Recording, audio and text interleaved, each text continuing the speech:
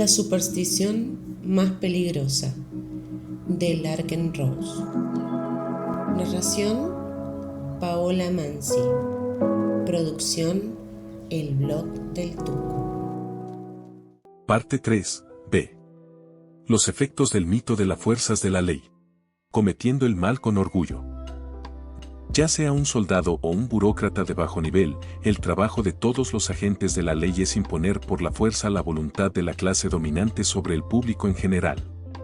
No obstante, la mayoría imagina que, al hacerlo, están sirviendo al país. Por supuesto, la idea de servir a alguien aplicando violencia contra él es ridícula. En lugar de considerar la posibilidad de que lo que hacen de manera regular, es decir, participar en un sistema de agresión y coacción es inmoral e incivilizado, la mayoría de los mercenarios estatales, desde el burócrata de bajo nivel hasta el mercenario a sueldo, simplemente dicen que están haciendo su trabajo e imaginan que eso los exime de toda responsabilidad personal por sus acciones y de los resultados de esas acciones. Esto, por encima de todo, ha sido la ruina de la sociedad humana. La mayor parte del mal y la injusticia cometidos por los seres humanos no es resultado de la avaricia, la codicia o el odio. Es el resultado de personas que hicieron lo que se les dijo, personas siguiendo órdenes, personas haciendo su trabajo. En resumen, la mayor parte de la inhumanidad del hombre hacia el hombre es un resultado directo de la creencia en la autoridad. El daño que causa la obediencia es tan real y tan destructivo como si cada uno lo hubiera hecho por maldad personal. Si una mujer mayor es robada por un matón de la calle armado o por un recaudador de impuestos bien vestido y bien educado, no hay ninguna diferencia, moral o en términos prácticos. Si una familia en Irak es asesinada por soldados de Saddam Hussein o por soldados de los Estados Unidos, para el gobierno no hay ninguna diferencia, ni moral ni en términos prácticos. Si las decisiones personales de alguien son coercitivamente controladas por alguien, ya sea un matón del vecindario o por un policía, no hay ninguna diferencia, ni moral ni en términos prácticos. La única diferencia es que el matón autoritario, como resultado de su delirante creencia en esa mítica entidad llamada gobierno, se niega a aceptar la responsabilidad personal por sus acciones. Su creencia en la superstición más peligrosa lo hace incapaz de reconocer el mal como lo que es mal.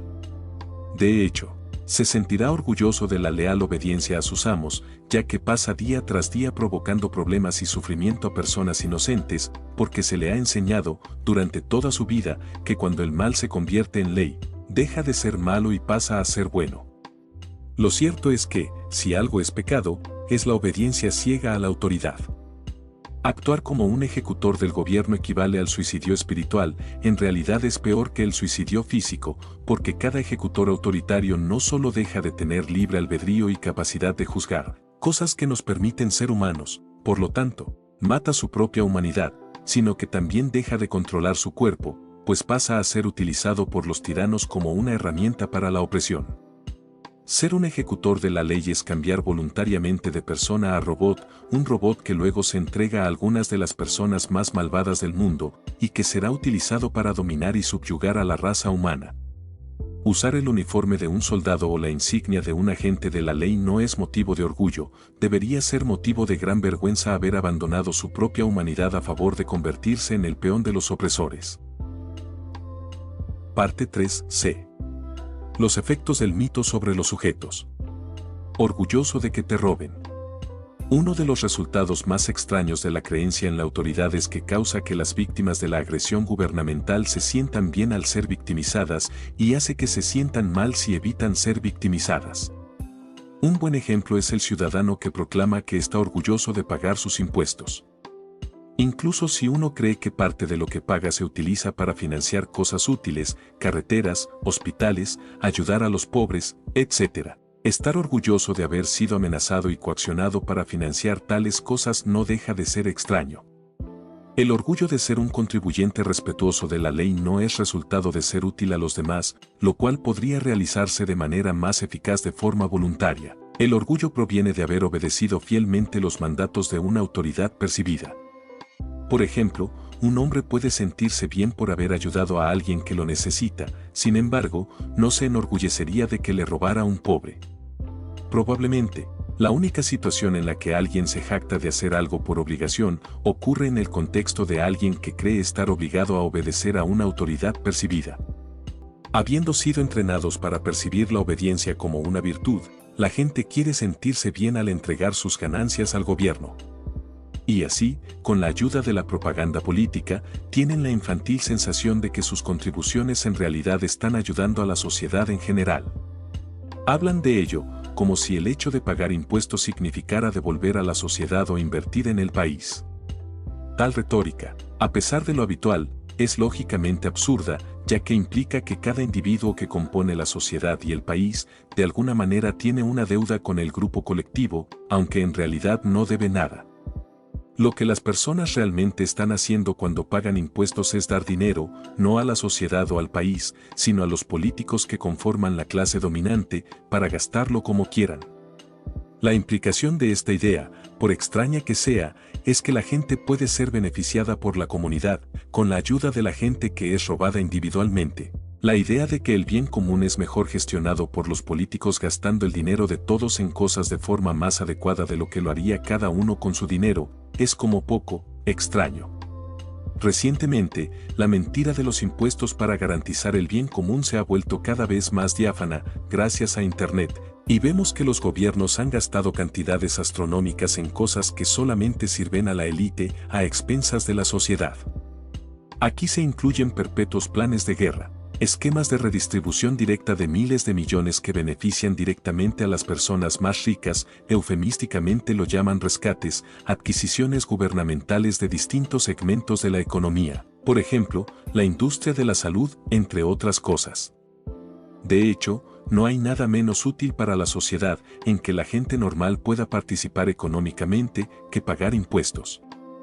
Cualquier cosa que una persona considere valiosa, escuelas, carreteras, defensa, ayudar a los pobres, etc. Un sujeto podría fácilmente ayudar sin tener que pasar por los políticos y el gobierno.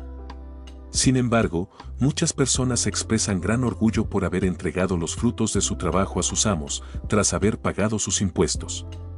Considere cómo sería visto a alguien que proclame con orgullo: mentí en mi declaración de impuestos, evité dar 3.000 euros al gobierno y en su lugar di 3.000 euros para caridad realmente efectiva. Mucha gente condenaría a esa persona por su deslealtad criminal a sus amos, incluso si las acciones de esta persona sirvieron mejor a la humanidad que las que hubiera tenido por pagar sus impuestos. Esto se debe a que el orgullo expresado por muchas personas cuando pagan impuestos no implica ayudar a la humanidad, sino obedecer a la autoridad. Hay pocas posibilidades de que alguien voluntariamente aporte su propia riqueza a todos los programas y proyectos que son financiados actualmente por el gobierno. Y si finalmente entrega su dinero es solo porque alguna ley o autoridad le obliga a hacerlo. Luego, irónicamente, expresará su orgullo por haberlo hecho, aunque en esencia se jactará de haber sido dominado mediante la fuerza, precisamente la forma en que un esclavo completamente adoctrinado podría enorgullecerse de servir bien a su amo. Hay una gran diferencia entre sentirse bien por haber apoyado voluntariamente alguna causa digna y estar orgulloso de ser subyugado. En lugar de ofenderse por lo denigrante e injusto que resulta ser coercitivamente controlados y explotados, muchas víctimas de la opresión del gobierno sienten una profunda lealtad hacia sus controladores. Orgulloso de ser subyugado. Si un esclavo puede ser convencido de que debe ser un esclavo, que su esclavitud es correcta y legítima, que es propiedad legítima de su amo y que tiene la obligación de producir tanto como sea posible para su amo, entonces lo hará y no será necesario oprimirlo físicamente. En otras palabras, esclavizar la mente hace que esclavizar el cuerpo sea innecesario. Y eso es exactamente lo que hace la creencia en la autoridad, les enseña a las personas que es moralmente virtuoso que entreguen su tiempo, esfuerzo y propiedad, así como su libertad y control sobre sus propias vidas, a una clase gobernante. Muchas personas expresan orgullo por ser contribuyentes respetuosos de la ley, lo que significa que solo hacen lo que los políticos les dicen que hagan y les dan dinero a los políticos. Cuando se enfrentan a la idea de que es un error que se vean privados por la fuerza de los frutos de sus labores, incluso si se hace legalmente, esas personas a menudo defienden con vehemencia a quienes continúan robándoles, insistiendo en que tal robo es esencial para el desarrollo social. Por supuesto, No usan el término robo para describir la situación, aunque son conscientes de lo que ocurriría en caso de que se negaran a pagar.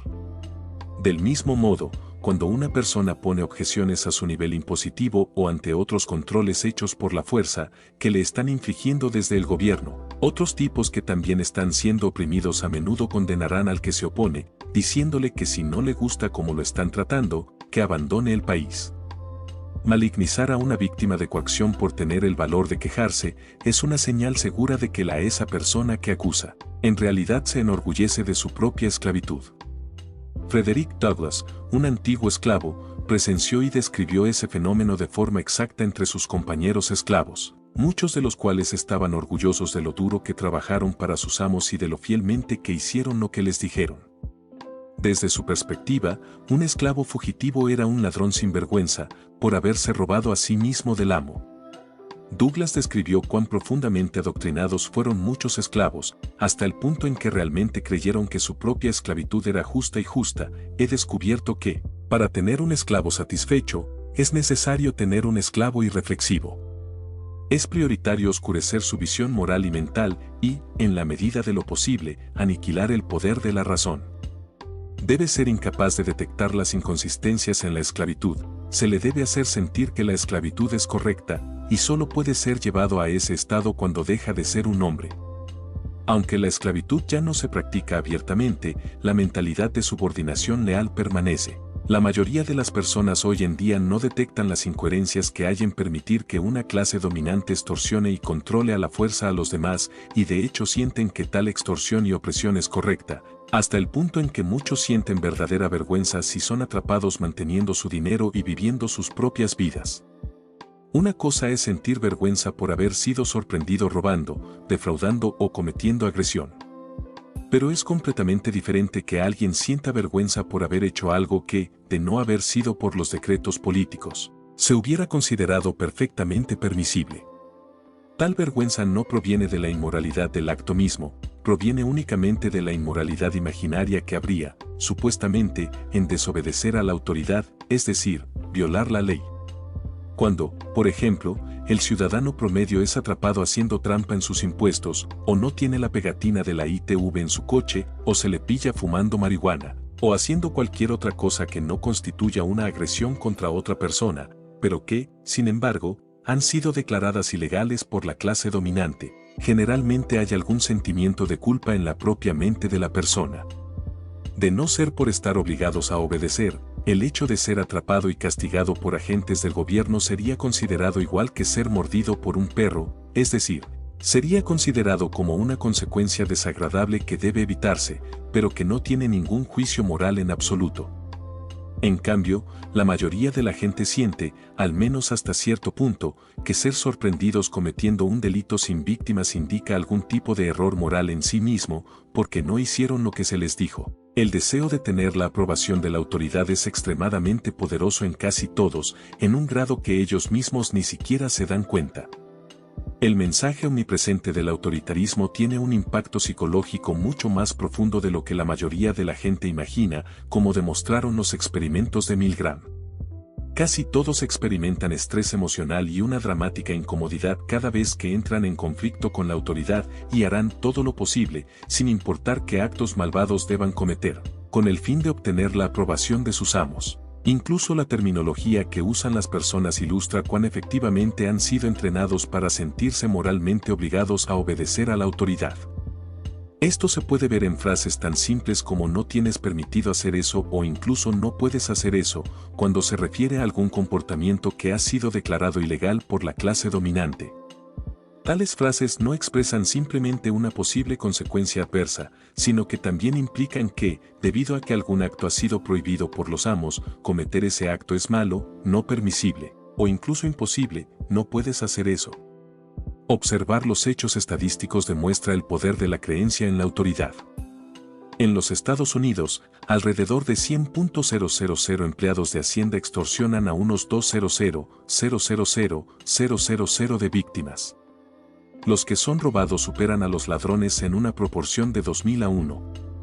Esto nunca podría lograrse solo con la fuerza bruta, de hecho, continúa porque la mayoría de los robados sienten el deber de que les roben e imaginan que tales robos son legítimos y válidos.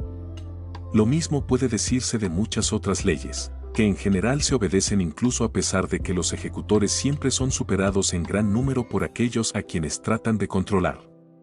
Los altos niveles de cumplimiento no provienen tanto del miedo al castigo como del sentimiento entre los que están siendo controlados de que tienen una obligación moral de cooperar con su propia subyugación.